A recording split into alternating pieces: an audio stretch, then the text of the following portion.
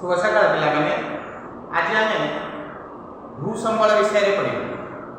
भूसंबल काहा कहबा ना भूमि को हुई संबलर मुख्य आख्या दिया जाइथिबा आमे भूमि को ही भूसंबलर आख्या देछि। काई भूमि को मुख्य संबलर आख्या देछि ना एथि पई दिया जाइछि। एथिरे आमे समस्त प्रकार कृषि कार्य करथाउ, गृह निर्माण करथाउ एवं समस्त प्रकार कार्य भूमि ऊपर संपादित होइथिबारु भूमि को एक मुख्य संबल भाव में ग्रहण कर। जैसे देख एबाटे कृषि कार्य कर भूमि ऊपर जहाँकि आमर भूमि को ही व्यवहार करके आम कृषि कार्य कर कृषि उत्पादित द्रव्य को आम बाहर देश को रप्तानी कर यह द्वारा कौन होता है ना आमर अर्थनीति उन्नति आसी था।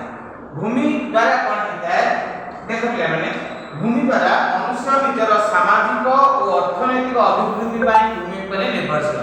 सामाजिक और अर्थनैतिक अभिवृद्धि सामाजिक अभिवृद्धि कहले आम खाद्य वस्त्र बासगृह इत्यादि भूमि ही आम पूरण कर अर्थनैतिक अभिवृद्धि घटी था।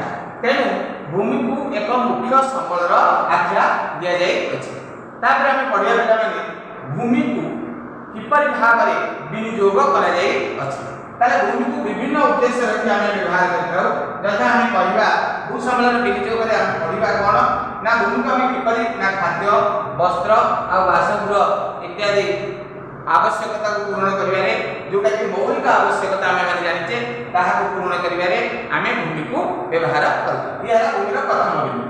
द्वितीय भूमि में विभिन्न प्रकार कृषि कार्य कराए जेमती कृषि हूँ भारतर मेरुदंड तेणु भूमि पर समस्त प्रकार कृषि कार्य कराए सहर निर्माण कराए ग्राम निर्माण कराए जमी शिल्प प्रतिष्ठा कराए भूमि उपर स्वास्थ्य अनुष्ठान शिक्षा अनुष्ठान यहीपरि विभिन्न जमी बजार सब भूमि उपर ही प्रतिष्ठा कराए। तेणु भूमि को यहीपरि भाव में आम विनियोग करते रेलपथ निर्माण करवा रास्ताघाट निर्माण करवा इत्यादि क्षेत्र में कौन होता है पड़िया निर्माण करवा यहीपरि भाव में आम भूमि को व्यवहार कर नदीबंध निर्माण कर जल को कौन कर गच्छित कर रखा जाए विद्युत शक्ति उत्पादन करवा एवं भूमि खनिज द्रव्य उत्तोलन कर आम जाने आमर जोटा रहा कि मालभूमि अंचल से आम कौन कर ना भूमि को खनिज उत्तोलन में व्यवहार कर।